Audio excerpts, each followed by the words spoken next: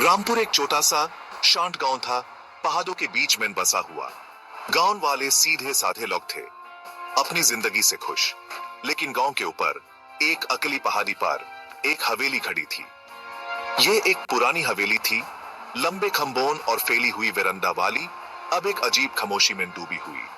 लोग कहानियां सुनाते थे कि हवेली में भूत है और कोई भी उसके पास जाने की हिम्मत नहीं करता था, खासकर रात होने के बाद।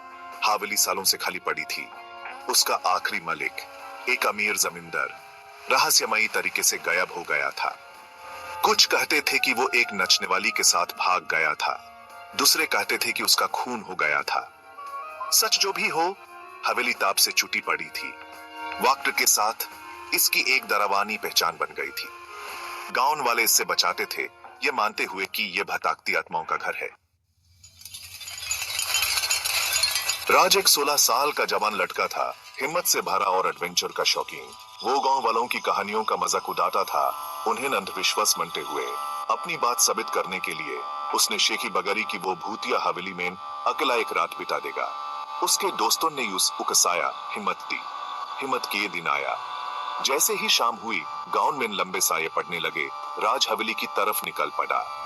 वो सिर्फ एक टॉर्च और एक कंबल लिए था, शाम की ठंड से बचने के लिए। उसका दिल जोर से धड़क रहा था, उत्सुकता और आशंका के मिश्रण से। जैसे ही राज हवेली के पास पहुंचा, एक ठंडी हवा पेड़ों से गुजरी।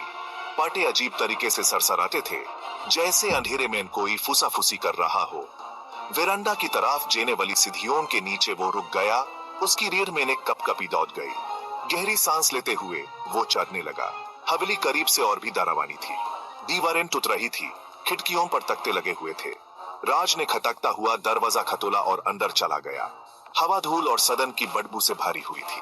उसने अपना टॉर्च ढूंढा और उसे जला दिया, किरण अंधेरे को चीरता हुआ। सेक्शन 4, भूत से मुलाकात। हवेली का अंदर का हिस्सा खराब हालत में था। हर कोने से मगदी के जाले लटक रहे थे और फर्नीचर चादरों से ढका हुआ था। राज एक कमरे से दूसरे कमरे में घूमता रहा, उसके कदम खामोशी में गूंज रहे थे। उस घर में एक मौजूदगी महसूस हुई, जैसे कोई उसे देख रहा हो। अचानक राज का टॉर्च झिलमिलाकर बुझ गया, उस अंधेरे में डुबा दिया। वो अपनी माचिस ढूंढने लगा, उसका दिल जोर से धड़क रहा था। जैसे ही उसने एक माचिस जलाई, उसने एक खूनी चीख सुनी। एक ठंडी हाथ उसके गाल से टकरे और उसने एक सेफ्ट आकृति को अपने पास से गुजारते देखा।